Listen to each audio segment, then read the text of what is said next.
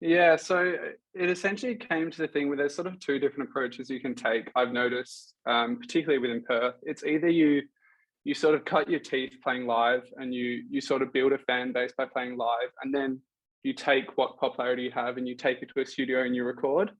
But I sort of noticed that a lot of the more international, sort of bigger acts that have a bit more of a global audience, what they do instead is they don't even worry about playing live.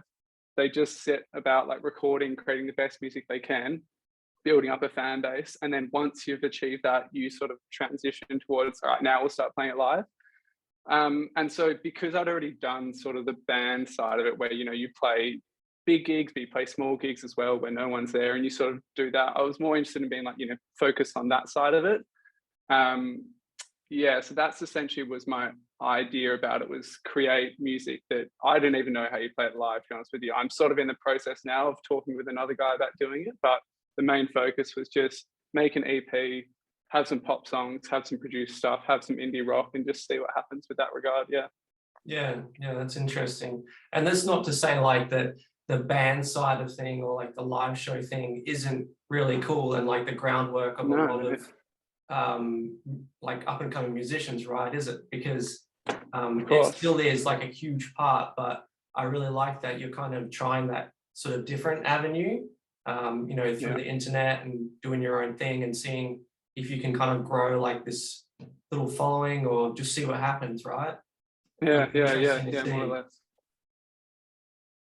Yeah, I mean, I think another thing about it, which I always thought was interesting, was this idea of if you if you target playing shows like live, like sort of Mhm. like Spacey Jane, and they sort of did that where they sort of said build up a local fan base, and then from there use them as like your core audience to transition bigger.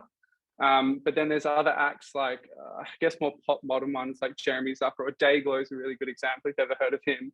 He just I haven't totally actually. focused on just fully make it in his room, put it out, and then see what happens from there and see if it gathers the traction that made it, in his opinion, worth it to play live. Because undeniably, as sort of everyone gets older, time becomes shorter, and just even getting live shows ready and committing Thursday, Friday, Saturday nights becomes harder and harder. So it's Yeah, just totally. it's an issue of so many things. But yeah, you're totally right. You can do it either way. You can do it both, and either way can get you the thing. It's just trying stuff out that works for you.